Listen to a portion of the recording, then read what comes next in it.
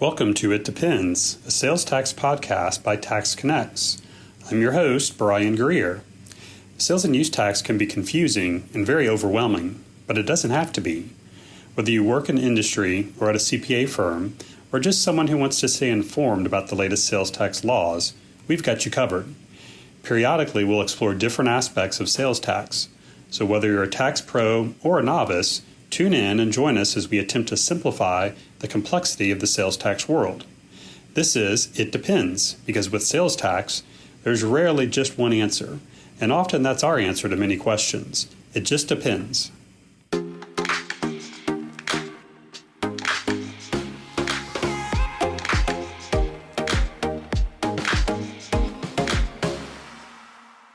This topic is always an interesting hot topic with our attendees. So hopefully you're never in a spot where you need some of this advice and some of the strategies we're going to talk about. But probably, inevitably, you're going to be in some type of sales tax audit. So hopefully you come away with some good tips and ideas here. Also, even for someone that doesn't have a sales tax audit, we've got some kind of pre-audit ideas and strategies and just some things that you should be managing and doing from a monthly compliance perspective in the event that there might be a future audit as well. So you see some of the topics here today. We'll start out with how you might be selected. I think it's a question we get very frequently. There's not necessarily a singular answer here. We'll get into details on that.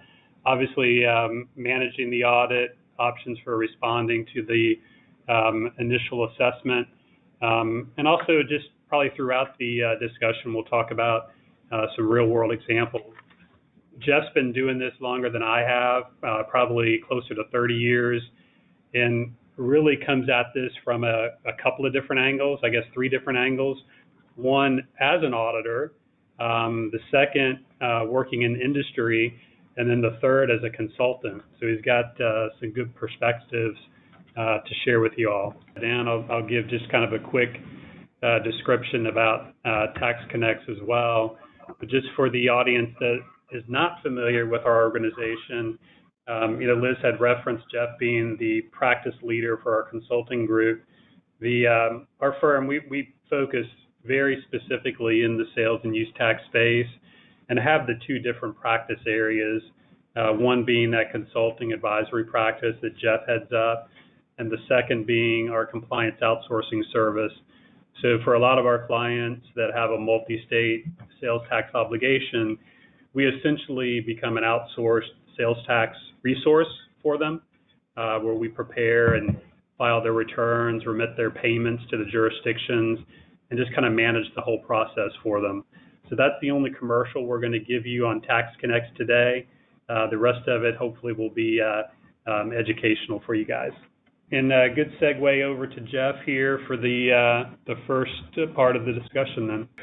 So before I get into how and why companies are selected for audit, I'll just talk a little bit about this entire presentation. The managing of audits can be an art, and it can also be a science.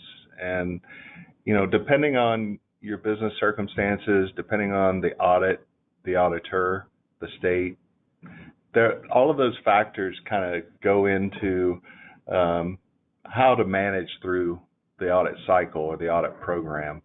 And so for a lot of you, I might make a lot of sense. In other words, those that have experienced audits, some of what we'll talk about today will probably resonate with you. Others will say they had a different experience. And so that's a real thing. I like to look at audits from 2 or 3 different perspectives. One is there's a statutory perspective, meaning what are the statutory requirements from a sales and use tax perspective that you're required to follow. The second is the application of that rule and that law as it relates to the audit. And that involves the type of auditor, maybe the experience level of the auditor. They may have discretion that they'll use, and other times they'll have discretion they don't use for whatever reason. And sometimes you find an auditor that doesn't know how to use discretion. So they come in a lot of different sizes, shapes, flavors. I am a former auditor with the state of North Carolina back in the early 1990s. So I feel like I can say some of that, at least maybe all of it, in terms of my experience in that capacity. At the same time, I say managing audits or the audit process itself is kind of an art. It's also a science. And in a lot of cases, they end up playing out more scientifically, meaning it's very cut and dry. You've got an audit cycle or an audit period. You have data requests. You provide that data.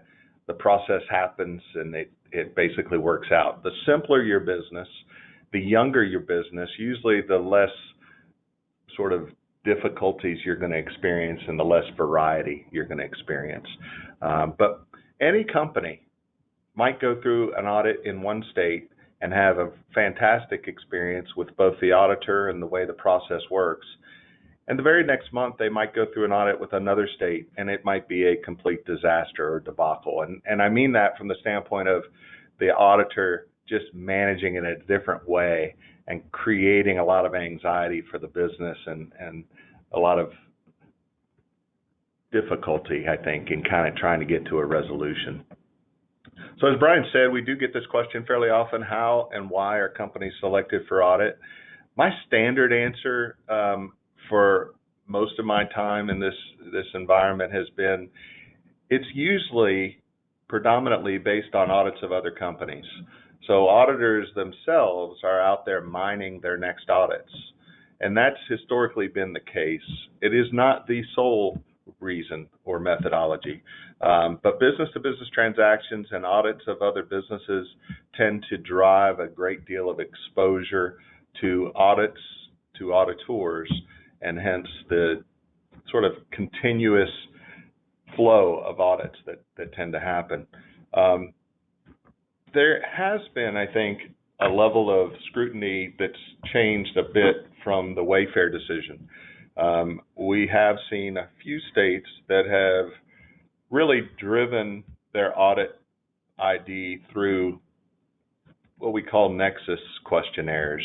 They're really fishing for companies that might have triggered nexus from a economic perspective as a result of the Wayfair decision back in 2018, and just haven't realized they have an obligation to comply. And so there's some level of that's occurring today, and I'll describe it in two ways. One way is just this sort of fishing expedition. Another scenario that exists, and this is true for at least a couple of states, Washington and Utah specifically, during the exercise of registering to become compliant in those states, those two states in particular will ask questions sometimes after the application has been submitted, specific to your historical activity. So they'll come back and they'll say, what have been your gross revenue for the last 2 or 3 years in our state? And so by way of those questions, you get sort of trapped into a potential need to deal with some prior period exposure if you've just decided, hey, I'm just going to try to blend in with the rest of the crowd and register and comply prospectively. So those can sometimes trigger some audit exposure. Certainly if you've had an audit in the past and the audit didn't go well, or sometimes if you're going through an audit and it's going extensively long, that can just roll into a secondary audit. So your audit cycle, your audit experience with the state, if it's really good, there's a tendency for the state to say, well, there's no reason to go back out. Obviously, if it's really bad, and I say bad as far as the taxpayer is concerned, there's a bigger likelihood. Audit cycles for the Fortune 1000 companies are not uncommon. You know, some companies are just so big and so critical in certain states, so diverse, that they're almost on a constant audit cycle. And we have a few clients that kind of fit into that category. They expect that the audit's going to just restart at the end of the last audit. Every once in a while, we'll find that there is either some change in either legislation or there might be a precedent-setting case that's occurred. There's some maybe confusion in the market as to how a specific industry is supposed to treat a certain type of transaction. And then through the course of that activity, the state may say, let's target this specific industry for purposes of getting everybody consistent with the way the law is interpreted and the way the administrative policy is designed. And sometimes that's a good thing because it kind of eliminates unfair competitive practices that might exist out there in the market. The last couple here, one is just random. You know, the states have to maintain some level of random audit profile just to keep everybody honest, and also to keep the state honest, so they're not in a position where they can just pick on a certain industry or a certain category of taxpayer. And less common, but still relevant, is you get a disgruntled employee or a disgruntled customer who just wants to make life miserable for you or wants to prove a point. Sometimes it's because you're taxing something incorrectly in an innocent fashion, and it just gets under the skin of a particular customer, and so they start raising all kinds of cane and forces the state's hand to kind of come out and do a quick review. We have been involved in both of these scenarios, disgruntled employees and disgruntled customers, as well as disgruntled scenarios where executives of the company have created a nightmare for a business. And when I say executives, I mean the storyline is an executive is really doing some things they may not be legal, and they're uncovered, they're identified, and maybe they're taken to court by their employer or the company in general, and they decide they're going to throw a hand grenade out there for purposes of disrupting that business. The last one that's not on this list that I want to just mention that does come up fairly commonly is requesting refunds. And so if you're in a business that has charged tax to a customer, that customer's come back months later and claimed that they were exempt, but you've already reported and paid that tax. So now you're in a position where cash flow wise, you've got to go back and recover it directly from the state. If it's a material amount, it's likely or at least possible that the state may come in and examine your books and records in the process or during the process of approving that refund claim. It makes us nervous when we have refund claims or the necessity for a refund claim. So we're always trying to be creative to avoid that audit whenever possible, or that level of scrutiny or review, but it can be a factor. I think the overall commentary that we want to leave you with today is, despite the fact that you may not feel the influx or the increase in audits, if you're just managing the business from a sales and use tax perspective with the expectation that you're going to be audited, you're probably going to be in really good shape. So now that we've kind of got an understanding as to where these audits might come from or might originate, let's talk about what happens. What's the physical activity that starts out as an audit? And that's usually a letter. You know, in my world and my day back in the early 1990s, and we're talking 1990 to 94, it was not uncommon. I will say it was uncommon. It was not normal. But every once in a while, we'd just be driving down the road as auditors and decide to pull into a driveway, knock on the door, and walk in and conduct an audit. And those practices are no longer, but those were some of the things that used to happen in the old days, and it was not good for the taxpayer. It was bad visibility for the state and for the auditors as well.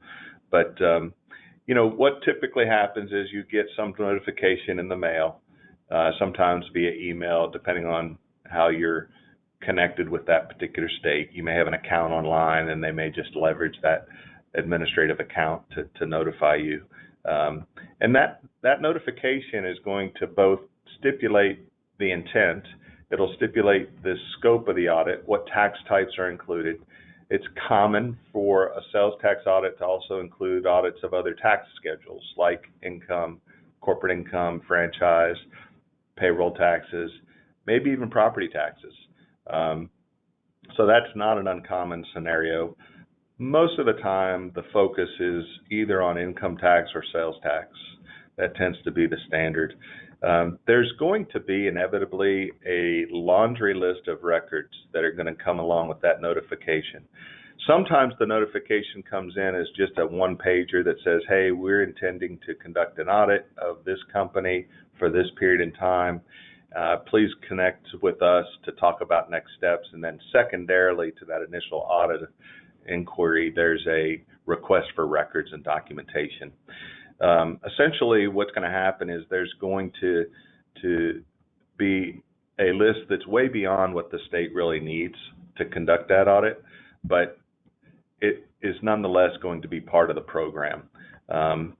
What you want to be prepared for is the ability to provide all aspects of data and at all levels of the transaction. And the transaction for most of us is the invoice, but the invoice is sometimes supported by a contract or a proposal or a purchase order. Those documentations can matter. There can be work orders that are associated with invoice. Those can become part of the scope of the review. And then going back upstream, the states are a lot of times going to look at your GL detail activity. They're going to look at bank statements in some cases and other related records.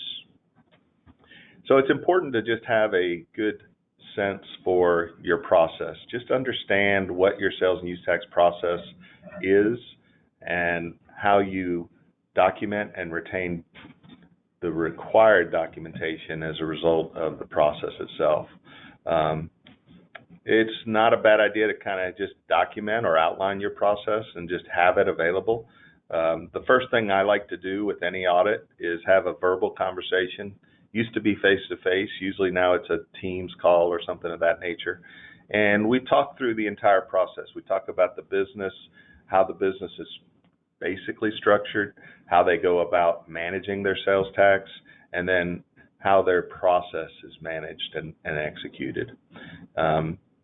We want to paint a picture whenever possible of a well-managed, well-structured sales tax environment. The more confidence, or at least the illusion of quality in the fashion of process and controls, I think the more convincing you can be of your positions and your arguments with the auditor throughout the course of the audit. Jeff, that you mentioned that I want to come back to, because I think it's important, is I think you had mentioned in certain states that when you register more frequently now, they have more of a tendency to initiate a nexus questionnaire and potentially an audit. Did you share the specific states with us? Or I mentioned Washington and Utah as being two of the states where that's definitely happening. I just think it's important to know that from a registration perspective before you jump right in there, that anticipate something like that's going to happen. I don't think it happens on every registration we've done. It's just been more frequently than it has been historically. So just a point of note there. Are audits common for small business clients, $5 million and under? I would say generally no. It's difficult to paint a picture for anyone who's experienced an audit that the likelihood of being audited is low. So what I mean by that is, and I use these analogies quite often, when we're on the interstate driving, particularly here in Atlanta, the millions of cars that are moving across those highways on any given day, a very, very, very small percentage of those are identified for speeding, are identified for violations, traffic violations. However, if you happen to be driving on a day when that particular area of the city has someone sitting on the side of the road monitoring, or somebody's pulled over, maybe two guys have been pulled over in a row, you get the impression that, boy, the police are really out in force today. Well, the police are out in force every day. The auditors are out in force every day. They don't have any resources that are sitting idle, and then they turn on the spigot and all of a sudden they're pouring out more audits. they're extremely limited in how many companies they can audit in any given period of time. So I would say that, normally when we would go to select a candidate for audit, we would do a little bit of background research on the company. We'd look at a website. We might look at the history of their filings, if they are a registered taxpayer.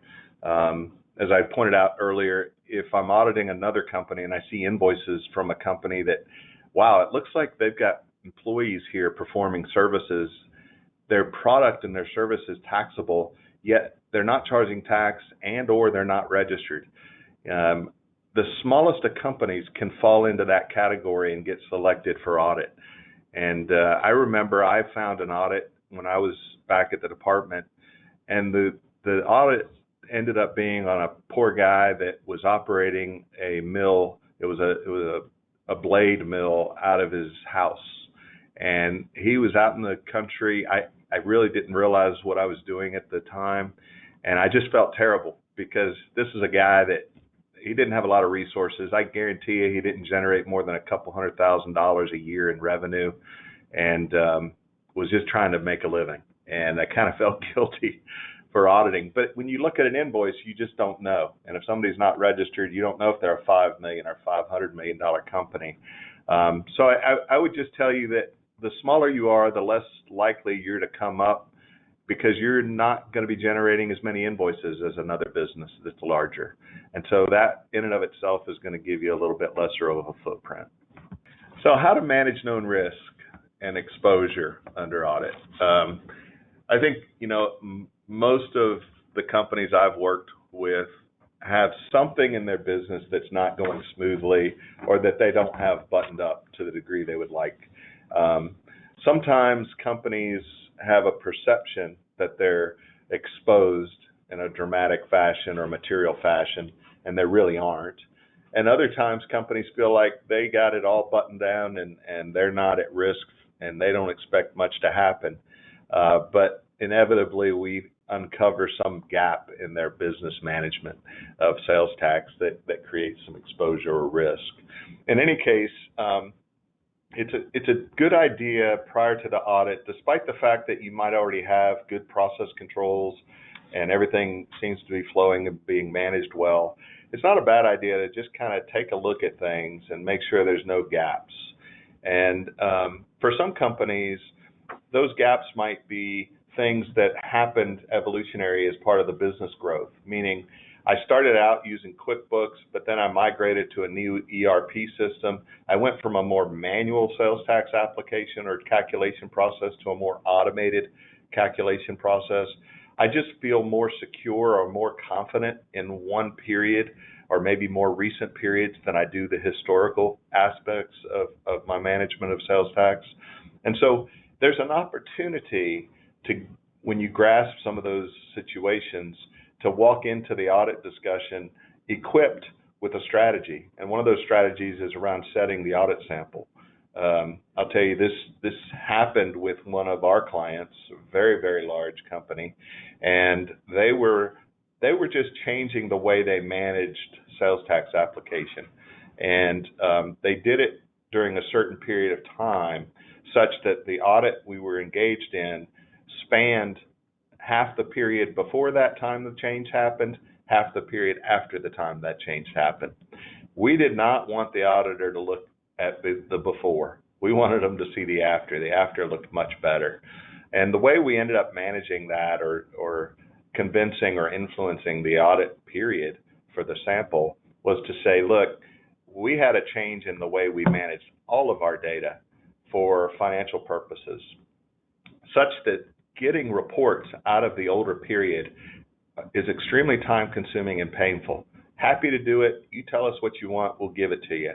The auditor came back and said, how about a quarter of data in this old audit period? And I said, well, we can get that for you. It's going to take 3 months. We can get you that same quarter in a different year, a year after the change, in a matter of a week or two. You just tell me which one you prefer. Inevitably, the auditor feels compelled to get the audit moving. They select the later period. We avoid the disaster of looking back in the older period. That is a real example. They're not always that easy, and not always is a state looking at a specific period in time for purposes of samples. A lot of the states are leveraging technology and computer-assisted audits such that they're asking for an entire audit period of data. And we've had that request, and we've had similar debates and negotiations about providing 100% data versus providing specific periods of data. There's opportunities to negotiate some of that, and so being prepared and knowledgeable about your business activities and history kind of give you a little bit of a leg up on that negotiation. There are also times when we feel like, hey, there's something not right within our entire process, and we know it's going to get exposed under audit. There's just no doubt in my mind that this client's going to get identified for this issue. Sometimes we'll go into that initial audit meeting and actually disclose an issue like that. And in an effort to gain rapport with the auditor, to give them, hey, here's the reality, to create a sense of trust, and also potentially a way to negotiate. So sometimes disclosing a significant issue can be helpful. Other times we might purposely embellish a very insignificant issue in the initial audit conference and make us feel a little bit afraid of the ramifications of that disclosure. And inevitably, we're expecting no real material impact of it.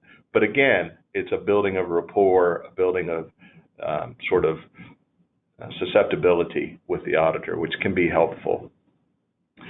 There's an opportunity to get caught up on exemption certificates.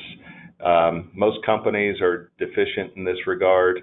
As good a process as you have in place, there's always going to be gaps around exemption certificates.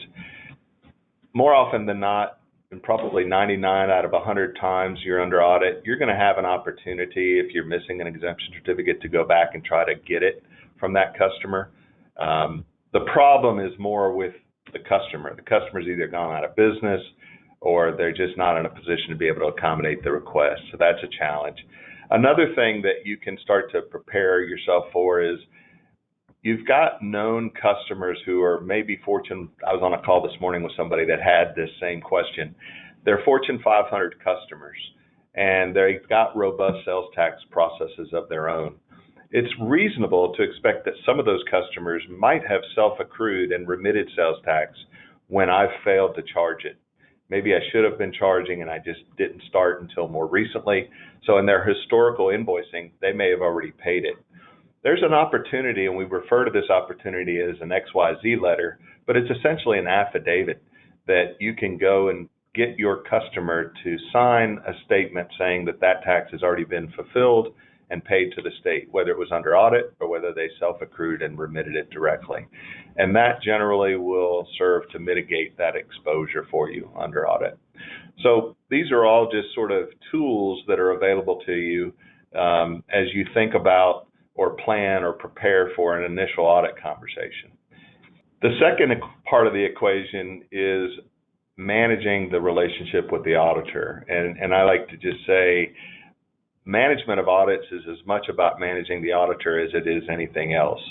And I know it sounds a little bit like, okay, Jeff thinks he's a whiz at manipulating people. That's absolutely not the case. This isn't about being dishonest. This isn't about throwing people off the scent, so to speak. But it is, I think, important to treat the auditor respectfully. Try to accommodate the request to a level of reasonableness and care that you would want yourself to be treated at. And I think it's important to narrow the scope of that auditor's perspective of your business. You want them to hear one story. You want them to see one video, one movie of what your business is doing and how it's doing it. And that should be through one individual. Someone should kind of command or play lead in that capacity. Sometimes we will come in and manage audits for our client. And when we do that, we basically communicate to the auditor that we are the conduit and the primary contact. They're not to contact anyone else within the company. Operating under a power of attorney, we typically can manage that process effectively that way. But regardless of whether you're outsourcing the management or dealing with it internally, you generally don't want to parade that auditor through different departments or different people within the company to help explain things. You want to be able to kind of sit down and walk the auditor through the process, and to the extent the auditor has questions you don't have the answer to, it's okay to say, I don't know, that's a great question. Allow me an opportunity to go back and talk to this department head and get that answer for you. Or maybe it's a request for documentation, you're not sure it exists. Let me get back to you on that. It's okay to say that. Of course, if you've externally managed the audit through a third party, those resources can say, I don't know, and get back to the auditor without feeling obligated to answer a fairly obvious question. We did start an audit with one of our clients about a month ago. That was the state of Michigan. And we started out with a Teams call with the auditor, face-to-face over video. And the auditor kept referencing these qualifying factors. They wanted answers to things that we weren't in a position to answer, but that a C-level executive within the business would have been able to answer off the top of their head. And the auditor just kept referencing, well, this is why I need to talk to the CEO or the CFO or the controller. They kept referencing that every time we said we don't know. And I just finally had to say, listen, I get it. You would like to have that direct conduit. That's not happening. You're not going to be asking them direct questions. We're going to work together to get you whatever you need and help you manage through this. So don't take these responses of we don't know as disregarding your question. We just literally don't know, but to minimize the conflict or the waste of time, I didn't use that term, that this would mean for our C-level executive, we're going to help facilitate this. We'll get you anything and everything you need. This auditor just didn't have a good sense of professionalism in a lot of different ways, and it kind of played out that way with us. But we worked through it. We got through it.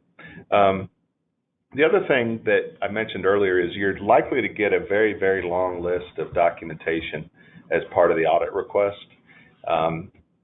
Generally speaking, there's data in that request that isn't necessary.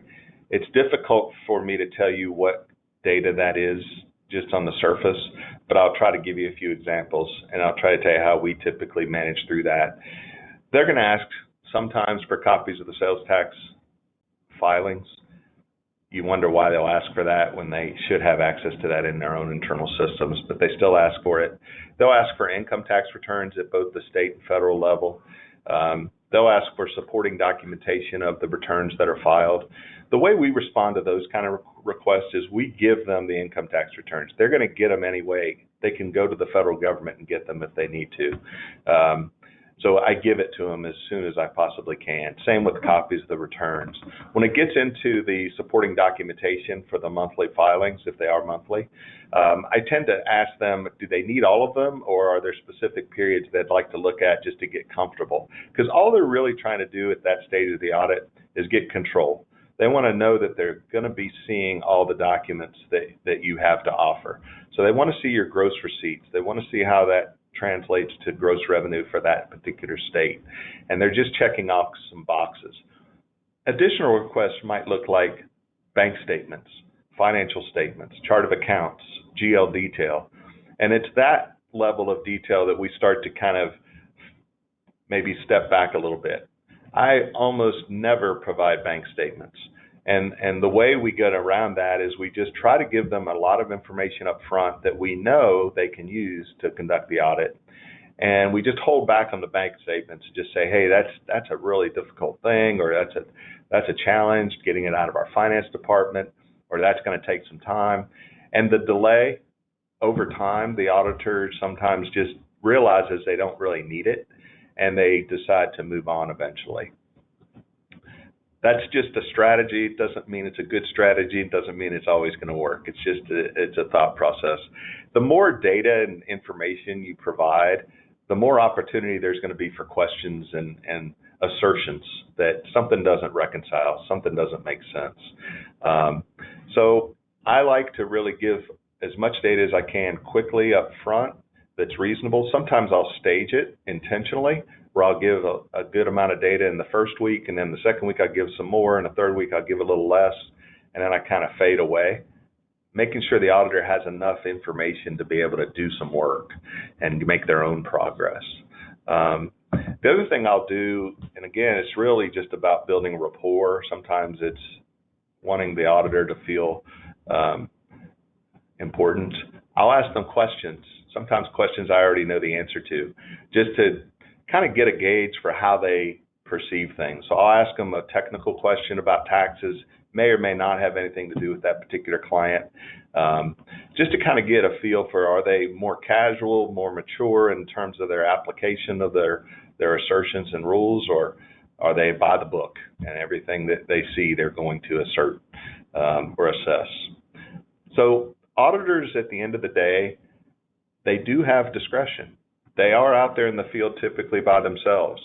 They have the wherewithal to, in the old days it was flip an invoice, today it's an electronic data piece of information, but they have the authority and the discretion to slide past something that they either don't want to deal with, they don't feel like it's appropriate, or don't feel like is fair. And a lot of times the rapport that you've built with them can help with some of that. Yeah, there were a few comments, probably more centered around the XYZ letters and getting the exemption certificates after the fact, meaning should they have been gathered at the time of the sale rather than waiting until the audit. So absolutely, I would say that relying on the ability to get an exemption certificate at the audit, relying on your customers to provide documentation that they've reported the use tax, that is not a good compliance strategy for multiple reasons. In a lot of scenarios, as Jeff had alluded to, those customers may not be your customers any longer. Those customers may be out of business. So it is best to have a good compliance strategy up front in terms of charging the applicable tax, but also having an exemption certificate management process to receive those certificates, validate them, have them on record. In the event that an audit does happen, you do want to make sure that you've got that appropriate documentation. One other question, kind of a comment by the audience, Jeff, in terms of the income tax statements, or excuse me, the income tax returns versus the sales tax returns, and that gross receipts or the gross sales reconciliation, because I don't know if they ever match. But how big of an issue is that when the gross sales on the sales tax return don't match what was reported for income tax purposes? Yeah, this is somewhat of a controversial topic sometimes. I have a philosophy that I try to eliminate that discussion as best I can by recommending to a lot of companies that they consider only reporting taxable sales on their sales tax returns rather than their gross sales and their exempts. A lot of reasons for that. Not always is that the appropriate way to go. I'm not suggesting that, but it is something that commonly comes up, and it has to do with what Brian just said. The state's looking to gain control of the audit by reconciling the revenue information, and they're looking at multiple different documents to try to do that. And when they look at the state income tax returns and look at the sales tax returns, inevitably and invariably, those numbers don't match. They don't match for a lot of different reasons that I probably can't eloquently state, just because I'm not educated in the area enough. But there's a lot of GAAP requirements or tax requirements in the way things are reported as revenue recognition versus the way it's reported for sales tax purposes. And so in my opinion specifically, those numbers are never going to match. So the question becomes the degree of variability, the degree to which there's a need to reconcile them. If they're wildly different, which most of the scenarios I deal with, they are wildly different. Even when my clients are reporting gross sales on their sales tax returns, they're wildly different. It usually has to do with some fairly consistent key components, such as revenue recognition. This is typically true in the technology arena. And then there's just a whole host of reasons. The way they took certain types of hits to their financials might impact that, credits from prior periods, or whatever the case may be. There's just always some reconciling item. So I don't get too hung up with it. I tend to introduce to the auditor in the initial meeting how we prepare the returns, and that we only report taxable sales in those scenarios where that's the case. And then we talk about it openly and say, we're happy to reconcile for you to your income tax returns and be out ahead of it. So there's no conspiracy. It's just a matter of reconciliation. We have had challenges with that in certain states. We went through this in Florida about a year and a half ago with a client, and it had nothing to do with my philosophy. It just was the fact that their revenue recognition had differences, and it created an initial assessment of $600,000 by the state for sales taxes. It was all remedied and mitigated through just provision of documentation. About 6 months ago, we went through the same thing with Tennessee. Sometimes the auditors are just more challenging to deal with in that capacity. But in our opinion, I find that it's easier to reconcile a $500,000 difference than it is a $5,000 difference. Finding a $5,000 difference in the host of 36 months and millions of dollars is sometimes excruciatingly painful. If it's a $500,000 difference, it's going to be a category. It's going to be and it's usually, in my opinion, easier to mitigate or manage through that with the auditor. So I'm not dictating or maybe recommending that you not report gross receipts on your sales tax returns, but I can tell you there can be a strategy, depending on your business and your model and your process, where that might be an advantageous approach. Yeah, these next two sections are really, how do we respond to an initial preliminary assessment? We typically refer to that as work papers. And then how do we respond to a final assessment, meaning the auditor has finalized and issued a formal assessment notification to the company. We want there to be an opportunity during the course of the audit to review work papers, and that's the preliminary assessment. It's a good idea to talk with the auditor early on about that and make sure that that's an expectation that you've set and that they have. The overwhelming majority of auditors are going to do it naturally without you asking, but sometimes things just don't flow the way we expect them to. And so in that preliminary assessment, it's really one-on-one with the auditor. And again, back to the point I made earlier, that auditors have discretion. So it's an opportunity to take and leverage that rapport that you've hopefully built early on in the audit. And there's a trust factor there that you can say, hey, here's what we've been doing. Sometimes it's right, sometimes it's wrong, but give us some latitude. There's definitely an intent to comply, as you can see through the course of your work as an auditor.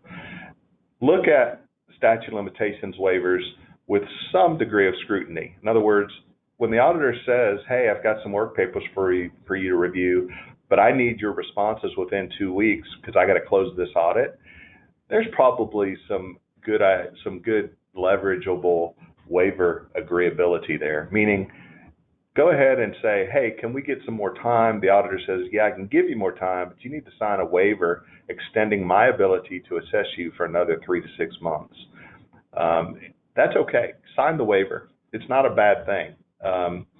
What can happen over the course of time is the waivers get a little bit predominantly driven by the auditors, and they're just slow and they're not getting their job done. That can turn into some problems for you long term. So at a certain point in time, we don't necessarily want to continue with the waivers.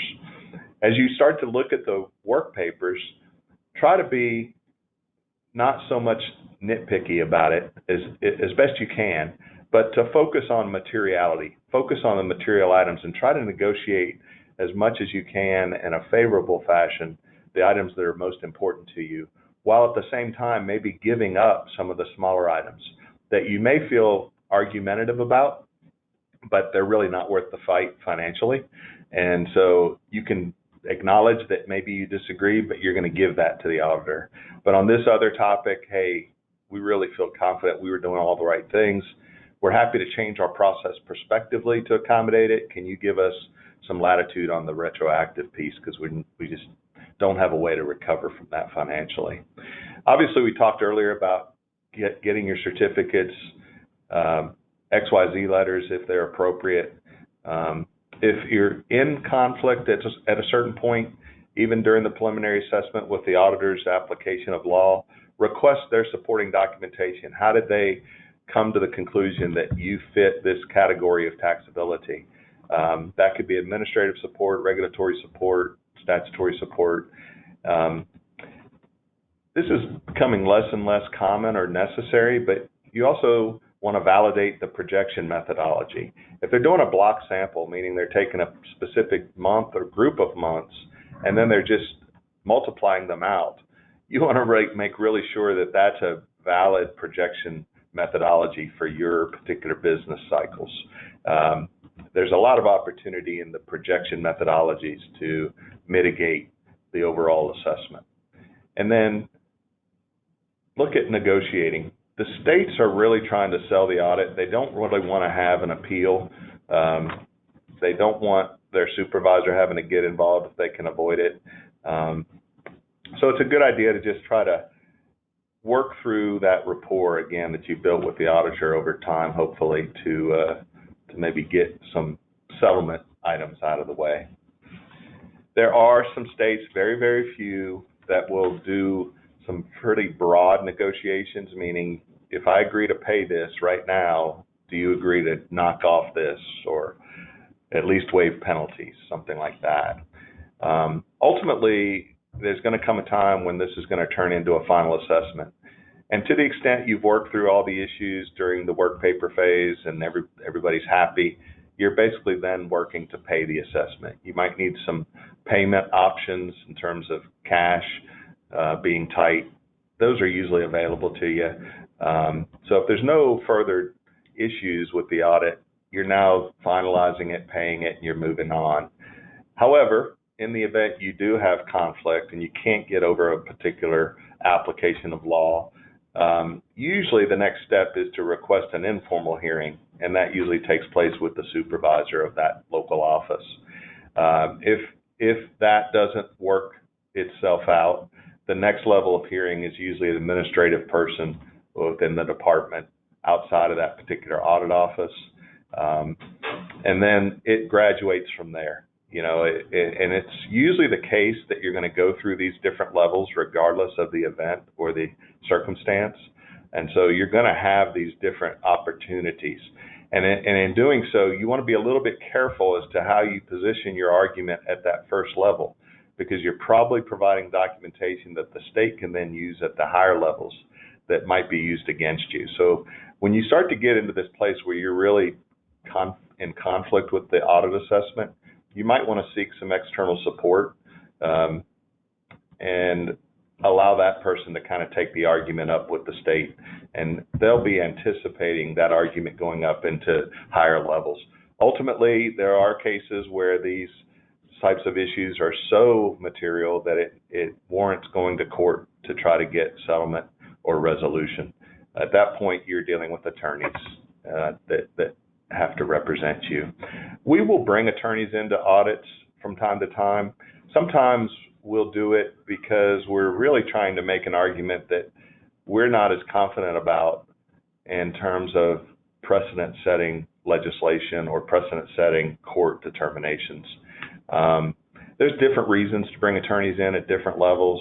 But again, when you get into these sort of final assessment appeals, you probably want to seek a CPA, somebody like our firm that specializes in sales tax, or potentially an attorney. As we wrap up, I mean, the real takeaway from all of this is the likelihood of you experiencing an audit is fairly low. But it's when you experience the audit that you're going to need to have all of this information. You know, it's potentially going to happen. It's going to happen to some of us on this call. And to the extent we're all prepared for that inevitability, the better off we'll be and the better we're going to sleep tonight. So think about your process. Think about your documentation. Think about how you're retaining documents. Think about, for example, your exemption certificates. Are they expiring? Some of them expire periodically, and you need to get updated certificates from your customer. Think about purchases you're making on the fixed asset side or expense side where you're not paying sales tax to that vendor, and you may need to incorporate a use tax accrual process and remit tax directly to the state. And in all of that, just understand and recognize the statute of limitations. If you're not registered and filing regularly and timely, there is no statute of limitations. The state can come in and audit you for 7-10 years in arrears. So be cognizant of that. If you are filing, make sure you're timely filing regularly and by the filing frequency set by the state, and recognize that you're benefiting from a statute of limitations. Usually it's 36 to 48 months. The state's limited in how far back they can go to assess. So you play those statute of limitations to your advantage. Sometimes they can be a disadvantage, so just be aware of them. And at the end of the day, sales tax is form over substance. If you don't have documentation, if it looks taxable, smells taxable, it's going to be taxable. They're going to assess you. So documentation is key to success. Curious if this is a common situation that I'm getting ready to describe. The auditor comes in with a kind of a preconceived idea of the business. In this example, the auditor comes in and says, hey, this is a marketplace facilitator that I'm getting ready to audit. The company isn't a marketplace facilitator at all, but they come in with that preconceived idea and they go through the audit, they make an assessment. The taxpayer, meanwhile, is trying to describe what they really do. They're not a marketplace facilitator, and the auditor says, take it up with my supervisor after the assessment. So I guess the question is, how common is that to come in with that preconceived idea, and can you sway that and change that during the audit? It's not uncommon, and it can go both ways. Sometimes their preconceived notions are advantageous. We've had that specific storyline. We had a client that the state thought they were something they really weren't, and it actually worked out in favor of our client. But in those scenarios, I think that outlining your business up front, that's sort of that initial audit conference where you kind of tell the auditor what you do, how you do it. If there is sort of an obvious disconnect between the two, just ask the auditor, hey, it looks like you've got a preconceived notion, use the right terminology for the circumstance. What gives you that impression? What about our business makes you think we're a marketplace facilitator? Maybe we've misunderstood the rules and the law, and maybe you could help us understand your perspective better. So the question should be made in a respectful tone such that you get what you need. At the end of the day, you just want to know what the auditor knows, and doing it in a conflict way usually isn't going to play out favorably. Makes sense. This has been It Depends, with another episode explaining the complexities surrounding sales and use tax. We'll see you next time.